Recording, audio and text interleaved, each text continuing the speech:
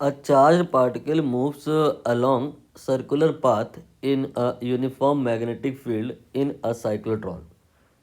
The kinetic energy of charged particle increases to 4 times its initial value. What will be the ratio of new radius to the original radius of circular path of the charged particle?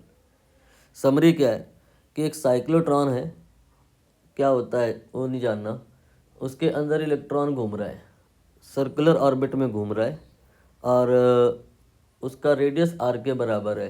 फिर किसी ने उस electron को ज़्यादा speed पर घुमाया तो उसका जो काइनेटिक एनर्जी है अकॉर्डिंग टू द क्वेश्चन वो 4 गुना हो गया। ये आपके लिए सबसे ज़्यादा काम की बात हो गई, काइनेटिक एनर्जी 4 टाइम्स।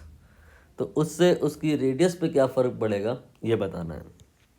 तो यहाँ पर इलेक्ट्रॉन को हमने सर्कुलर ऑर्बिट में घुमवा लिया तो अंदर को इनवर्ट डायरेक्शन में एक फोर्स लगता है, क्योंकि यहाँ पर Q होता है, M होता है, V होता है।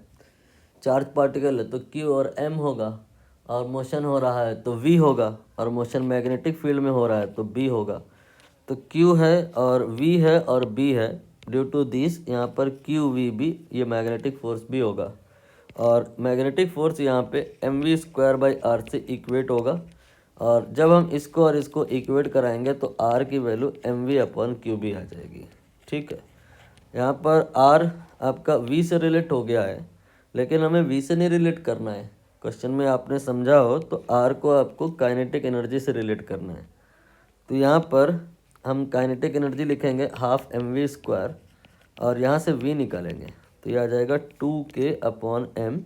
ये v नहीं है, ये v² है।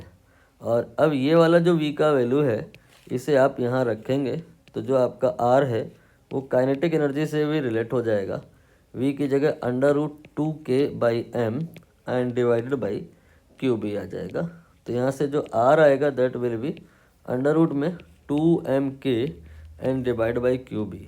कुछ लोग इसे ऐसे भी करते हैं कि यहाँ पर जो ये mv है इसको p लिख देते हैं, तो r का जो नया फार्मूला आता है वो आता है p/QB। p here is momentum, और फिर उन्हें मोमेंटम और काइनेटिक एनर्जी में रिलेशन याद होता है कि p जो होता है √2mk होता है, तो p के स्थान पर √2mk रख देते हैं। तो आफ्टर ऑल आपको यही रिजल्ट मिल जाता है। पहुंचना है आपको इस रिजल्ट तक, चाहे जैसे पहुंचे, बात एक ही है।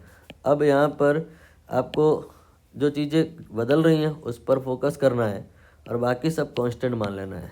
जैसे कि यहाँ पर k काइनेटिक एनर्जी और r इसको हटा दें तो बाकी सब दोनों ही केस में सेम है। चार्ज पार्टिकल वही है, मैग्नेटिक फील्ड वही है, तो q और m वही है और b वही है। So we can say that r will be c some constant then square root of kinetic energy. और अब हम यहाँ पर अप्लाई करेंगे इसको 2 बार और फिर डिवाइड करेंगे, जैसे भी आप करते हो। मैं तो यहाँ पर ऐसे देख ले रहा हूँ कि काइनेटिक एनर्जी ये 4 गुना हुआ है, तो k के साथ जो फैक्टर आएगा दैट विल बी 4, तो r के साथ जो फैक्टर आएगा वो 4 तो नहीं आएगा, अंडर रूट हो जाएगा, तो ये आपका 2 हो जाएगा। तो new radius will be 2 times, जो अगर पहले 1 थी तो बाद में 2 हो जाएगी, रेशियो 2:1 हो जाएगा। ऑप्शन सी करेक्ट हो जाएगा।